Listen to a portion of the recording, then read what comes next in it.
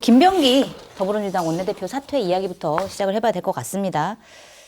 뭐 여러 가지가 있습니다. 뭐 갑질, 특혜, 뭐 배우자가 뭐 업무 추진비를 쓴 의혹도 있고 아파찬스 의혹도 있고 뭐 공천 헌금 묵인한 의혹도 있고 여러 가지 의혹이 있어서 결국 김병기 원내대표가 어제 사퇴를 했는데 일단 총평 먼저 여쭤볼게요. 사퇴 어떻게 지켜보셨어요? 뭐 예상했었던 일이고요. 이게 네.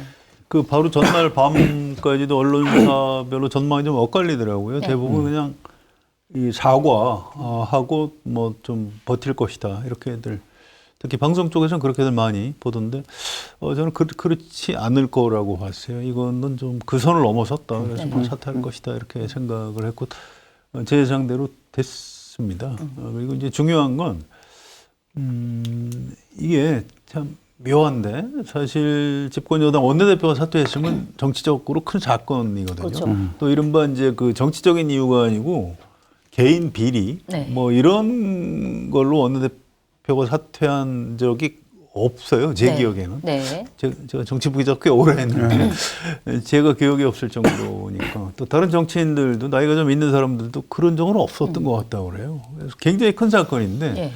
사람들의 타격감은 별로 없어요. 왜 그럴까요? 왜 그럴까요? 네. 그게 이유가 두 가지인데 하나는 이제 이재명 효과인 것 같아요. 이재명 효과요? 예, 대통령 지지도가 워낙 탄탄하니까 네. 원내대표가 뭐 중간에 사퇴를 해도 아니 뭐 그래도 뭐 이재명 대통령이 잘하고 있는데 뭐 이제 이렇게 넘어가주는 뭐 그런 게 있고 또 하나는 이제 국민의힘 효과. 네. 그쪽이 더 엉망이니까 네. 그것 때문에 이쪽은 좀 이렇게 쉽게 용서가 되는 그런 장면. 그래서 어떤 민주당으로서 참 다행이죠. 사실은 원내대표가 중간에 바뀌는 건 굉장히 네. 엄청난 좀 일인데도. 엄청난 불구하고. 일인데도 지금 별 문제 없이 일단 새해로 넘어가고 새로운 원내대표를 뽑고 네. 뭐 큰 타격 없이 이렇게 갈 것 같습니다. 그래요. 큰 타격 없이 갈 것이다. 어떻게 보세요? 게다가 국민들에게 사실은 원내대표는 실제로 가지고 있는 영향력이나 정치적 결정력에 비해서 어쨌든 일반 국민들에게는 정당을 대표하는 건 당대표고요. 특히나 지금 집권 여당에 있어서는 대통령이라는 존재가 있기 때문에 네. 그냥 뭐 여러 당직 중에 하나, 물론 대표성이 좀 있는 거지만 뭐 그런 걸로 비추어져서 타격감이 좀 적은 부분들도 있기는 있을 거고 더 우려스러운 건 뭐냐면 정치에 대한 기대감들이 크게 없기 때문에 더 그렇지 않을까라는 것 때문에 좀 우려가 되고요. 예. 네. 근데 이번에도 보면서 느꼈지만은 정치의 본질은 기본적으로 뭐 가치나 철학 뭐 이런 거겠지만 정치 행위의 본질은 결국은 관계 관리구나라는 생각이 사실은 들어요. 네. 보좌관과의도 관계. 당연히 저는 뭐 김병기 대표 나중에 다 사실로 드러난다면 네. 뭐 만약에 법적으로까지 문제가 되는 부분이 있다면 다 감수를 하셔야죠. 근데 이 부분이 이렇게까지 공격적으로 제기된 이유는 네. 더 깊이 정보들을 나누었기 때문에 틀어져 버리니까 더 타격이 커지는 거지 않습니까? 네. 믿음을 많이 주는 관계였기 때문에 깨져 버리니까 이게 타격이 커지는 건데, 네. 저는 걱정인 게 앞으로 총선이나 이럴 때 이제는 뭐 다른 부정부패 이런 문제가 가장 중요한 좌지우지하는 핵심 요인이 아니고 네. 보좌진들이나 같이 일했던 사람들의 제보나 폭로 이런 부분들이 네. 이게 정치를 좀 깨끗하게 만드는 발전의 계기가 되면 좋은데 정치적인 공격으로만 이게 여야 가릴 거 없이 네.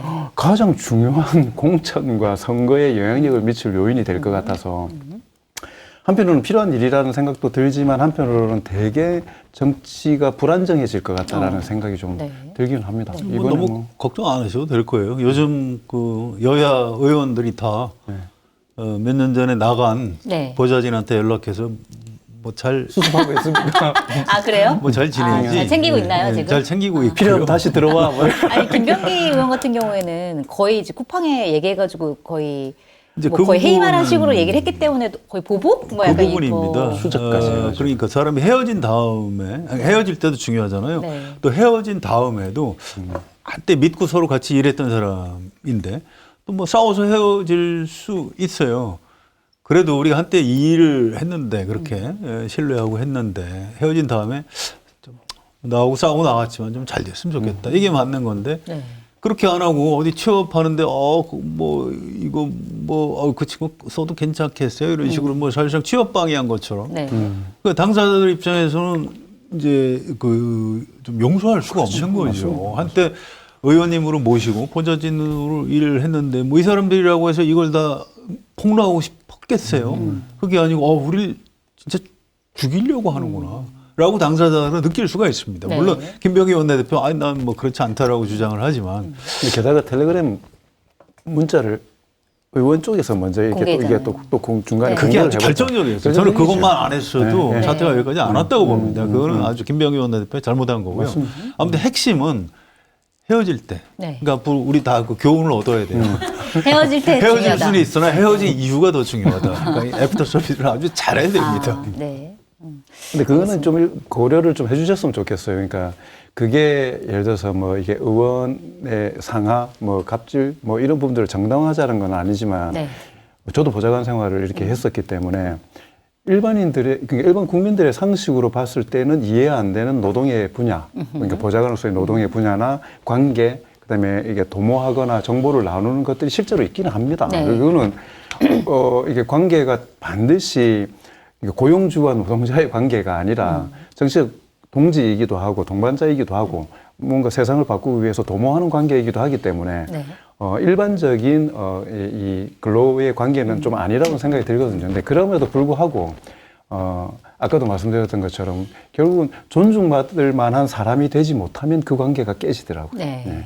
그래서 정치가 본질이 아까 가치 철학이라고 하는 게 의원이 월급 주는 사람이기도 하지만 존경하는 마음, 존중할 수 있는 마음들을 가지는 정치인들이 많아져야 사실 이런 게 안 생기는 거지. 맞습니다. 근데요, 장모님은 그 같이 일한 의원님들 참 좋은 사람들하고 하신 거예요.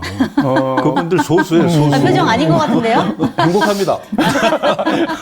근데 이게요, 묘하게 민주당은 이게 아마 옛날에 이제 그 민주운동하고 이랬던 분들이 많아서 그런지 문화 자체가 의원하고 보좌진의 관계가 일종의 동지입니다. 네. 맞아요. 그래서 기자들하고 의원이 식사할 때도 보좌진을 데리고 다녀요. 네. 맞아요. 그런데 저쪽 보수 쪽, 국민의힘 쪽은 그렇지 않아요. 상호 관계가 굉장히 분명하죠. 거기 그냥 이렇게 좀 나쁘게 얘기하면 머슴 취급을 합니다. 그래서 김무성 전 대표와 이렇게 노룩스루 예. 뭐 이렇게 네.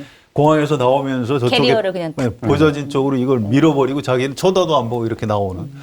근데 그게 꼭 그분이 악당이라서 그런 게 아니고 그쪽 문화가 좀 그런 게 있는데 문제는 지금 민주당에서 이게 참 국민의힘의 그 나쁜 문화가 이쪽으로 침투가 되고 있어요. 그래서 이번에 김병기 원내대표가 보좌진을 대하는 걸 보니까 저거는 민주당 스타일이 아닌데 왜 저랬을까 이런 얘기를 참 많이 합니다. 지금 보좌진들이 들어가 있는 그 뭐 블라인드, 네. 뭐 여의도 대나무 숲 뭐 이런 데 있어요. 그런데 들어가면 굉장히 더 리얼한 얘기를 많이 볼 수가 있는데 네.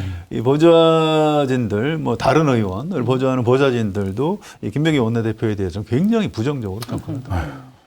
그러게 말입니다. 그 드러난 사례들만 봐도 그게 만약에 사실이라고 하면 이거는 뭐 동지적 관계에 배신당했다 뭐 문제를 떠나서 이렇게까지 하면 안 된다 이런 생각이 좀 들 정도의 수위들이 좀 있는 것 같습니다.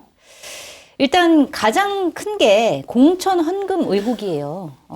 사태 전날 이제 보도가 된 거였는데 강선우 의원이 3년 전에 전국 지방선거 앞두고 당시 김경 서울시 의원한테 1억을 전달받았고 이거를 김병기 의원 당시 이제 공관이 관사였죠. 관사한테 얘기하면서 상의하는 그 음성이 나오면서 결정적으로 이제 당에 당 쪽으로도 이제 좀 문제가 되고 있는데 문제는 당에서 윤리 감찰을 하기로 했습니다. 그래서 뭐 김경 시의원부터 시작해가지고 강선우 의원 다 조사를 하기로 했는데 김병기 의원은 빠졌어요. 사실 김병기 의원 같은 경우에도 뭐 본인이 직접 잘못한 건 뭐 돈을 받거나 그런 건 아니지만 간사로서 그 얘기를 들었으면은 그거를 이제 묵인하지 말고 제대로 처리를 했어야 되는데 결과적으로는 김경 시의원이 공천을 받은 거란 말이에요. 이 묵인한 부분이 분명히 있는데도 불구하고 윤리감찰을 하지 않는다? 그리고 이것뿐만이 아니라 사실은 받고 있는 의혹이 너무 많은데 왜 윤리감찰을 하지 않는 것이냐? 이거에 대한 의문은 좀 있거든요. 왜? 요건으로만 보면은 그 강선우 의원 건에 대해서 윤리감찰을 하게 되면 네. 지금 현재 상황에서 김병기 그 당시 간사 원내대표 건이 같이 들여다보지 않을 재간이 없을 거거든요. 네. 그러니까 그게 의제로 잡히느냐 아니면 네. 대상이 되느냐 안 되느냐가 무관하게 그러니까 공천헌금이라는 걸 가지고 공천헌금의 직접적인 당사자로 지금 이야기되고 있는 강선우 의원을 저는 딱 집었다고 생각하고 네. 그러면 윤리감찰 들어가가지고 그래서 강선우 의원이 이랬습니다 하고 이야기를 딱 끝내고 발표할 수 있겠습니까? 그렇게 안 되거든요. 네. 이렇게 되면 김병기 원내대표 건은 자연스럽게 이야기할 수 있는 건이기 때문에 이걸 배제 이런 쪽으로 저는 볼 거는 아니다라는 생각이 사실은 드는 거고 네. 당 입장에서 다른 건들 같은 경우에는 좀 차이가 있잖아요. 개인적인 갑질이나 이런 부분들하고 네. 이거는 당의 근간을 흔드는 사실 공천에 관련된 문제이기 때문에 비중이 좀 달라서 대응하는 게 좀 다를 수는 있다라는 생각이 드는데 사실은 당에서 하든 안 하든 간에 지금 경찰수사부터 시작해서 다 들어가기 시작할 거지 않습니까? 네. 그러니까 실체가 밝혀지는 것은 시간 문제일 거라는 생각이 들기 때문에 이걸 어떻게 감당할 거냐 그게 당에서는 더 큰 고민이겠죠.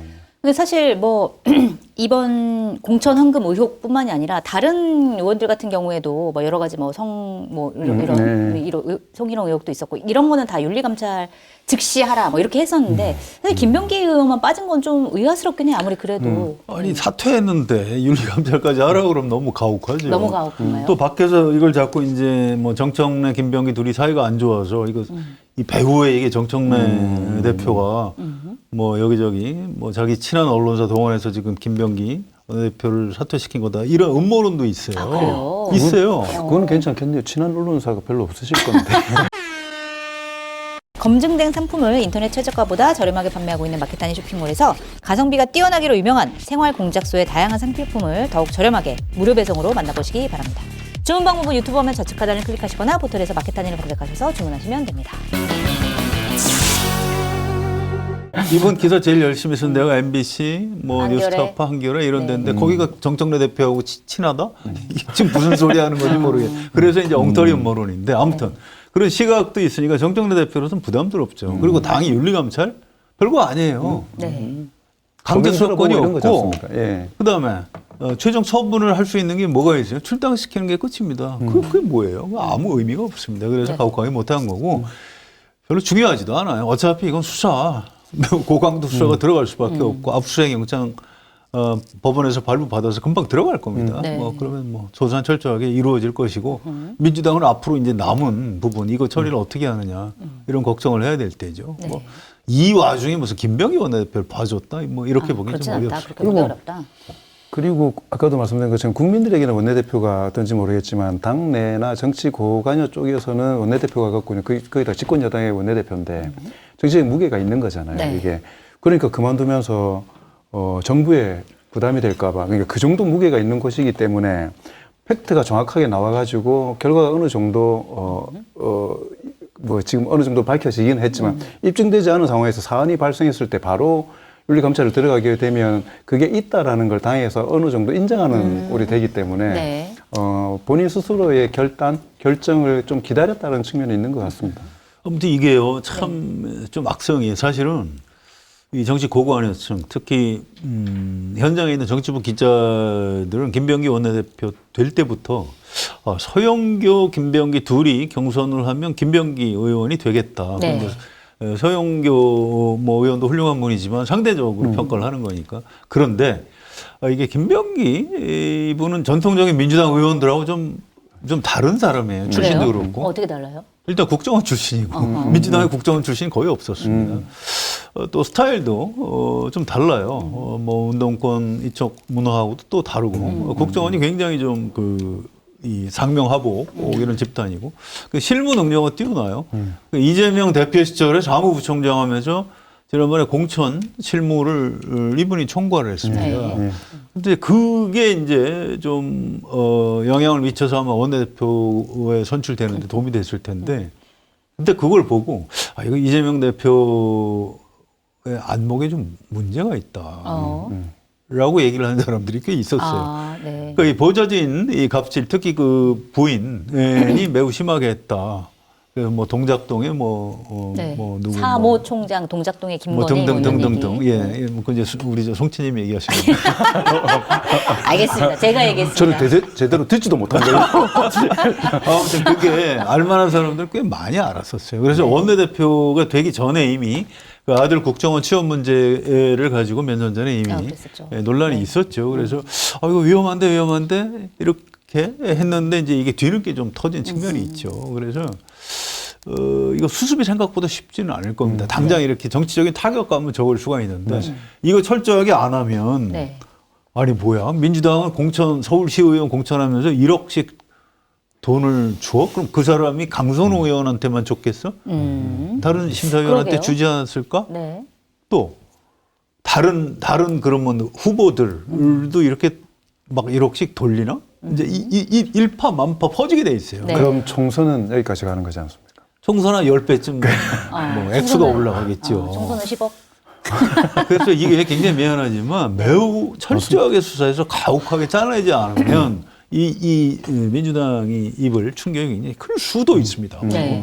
그러니까 이건 말 그대로 철저하게 수사를 해야 그래서 되죠. 이 부분도 지금 말씀하셨던 것처럼 그 김병희 원내대표 됐을 때 그 원내대표 선거할 때 더 친명이 누구냐 뭐 이런 이야기를 하면서 김병기 대표 그 원내대표가 그때 사무부총장 하면서 합을 잘 맞췄고 그래서 더 친명이고 이게 지금 대통령 그때 당 대표의 인사 스타일을 잘 모르기 때문에 하는 이야기거든요. 네. 그러니까 뭔가 썰어야 될 때는 날카로운 칼을 선택하는 분이고 날카로운 칼은 손에 베일 가능성이 있지만 네.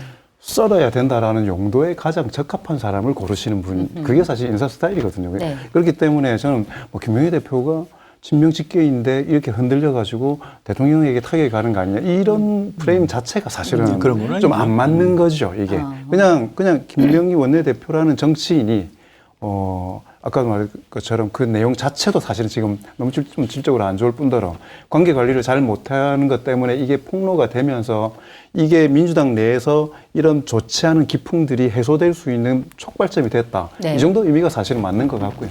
그걸 굳이 친 어떻고 그래서 뭐 지금 진행되고 있는 최고위원 선거하고 연결시키고 이런 건 진짜 되게 그냥 그림 그리기 좋아하는 뭐 그런 거라고 생각이 듭니다. 그럴 일은 아니에요. 맞습니다. 그런데 이제 이재명 대통령의 리더십, 인사 스타일에 약간 문제가 있는 거예요. 그러니까 네. 필요한 도구를 쓴다.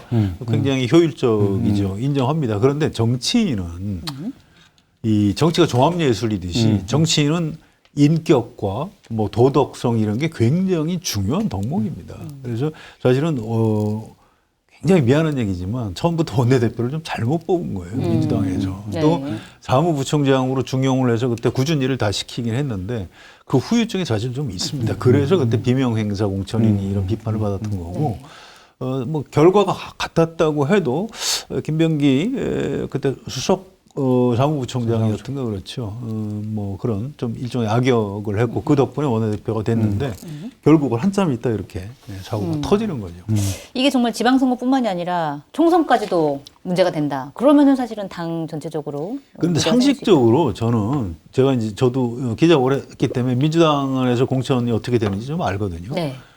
사실은 그렇지 않아요. 그러니까요. 동공천 사라진 지는 오래됐습니다. 그래서 이건 굉장히 예외적인 예외적인 거죠. 사건인데 맞습니다. 예. 일반 국민은 믿지 않을 겁니다. 맞아요. 이걸 보면 예. 뭐야 이거 막 몇 억씩 뿌리는 거야? 이럴 수가 있어요. 그래서 이건 매우 철저하게 끌어내야 그런 오해를 피할 수 있다. 자, 그러면 이제 사실은 이 공천 헌금 관련해서는 김병기 의원은 묵인 뭐 한 거지만 헌금 진짜 이제 돈을 받았다가 돌려줬는지 여부는 알 수 없지만 강선호 의원 같은 경우에는 어떻게 되는 거예요? 어렵죠. 야, 고난의 한 해를 보내네요. 강선우 의원은. 근데 네. 뭐 뒤에 어떻게 처리됐건 간에 즉시 돌려주지 않았고 네. 그렇지 않습니까? 그리고 이게 받고 예를 들어서 그 보좌관이 받았든 어쨌든 간에 그럼 그 보좌관인들 신뢰해서 강선우 의원을 보호할 수 있느냐 또 그런 관계도 아닌 걸로 깨져 있는 상황이잖아요. 네. 야, 이 정치활동 쉽지 않을 거다. 그래서 이 부분에 대해서는 다른 메시지나 이런 거를 최대한 자제하시면서 당의 윤리 감찰이든 수사든 적극적으로 임해서 좀 억울한 부분이 없도록 진실은 소명을 하시되 겸하게 이 상황들을 받아들이실 수밖에 없는 상황인 네. 것 같습니다. 네. 예. 지금 너무나 확실한 약간 증거가 이렇게 공천 줬잖아요. 그렇죠. 그러니까요. 안 줘야 되는 거 아닙니까? 오히려 맞습니다. 뭐 그렇게 돈질을 했다 그러면 오히려 이 사람 문제 있다 해서 공천을 안 주는 게 많은데 받았잖아요. 네. 그럼 이게 뭔가 있는 거죠. 그래서 이제 수사기관에 수사 필요한 거죠. 둘 중에 하나지 않습니까? 이게 저도 그렇게 생각하거든요. 돈 때문에 공천이 되지는 않았을 거라고 생각하는데 돈을 주는 과정이 이 사람을 무마해야 되는 일이 돼버렸기 때문에 공천을 줬을 수는 있어요. 다시 돌려줬든 어쨌든 간에 네. 이 건이 어쨌든 발설되기 시작하면은 이게 공천 과정에 문제가 될 수 있으니까 그러니까 여한 어떤 사유든 간에 초장이 딱 작살되지 않았다는 것 때문에 정치적인 후과들을 다 지고 지금 말씀하셨잖아요. 당 전체가 의심받고 있잖아요. 네. 이게 제일 사실은 큰 문제죠. 이게. 끊어내는 수밖에 없어요. 김병기 원내대표, 미안하지만 강선우 의원, 김경 서울시 의원까지 다 셋 다 책임을 져야 됩니다.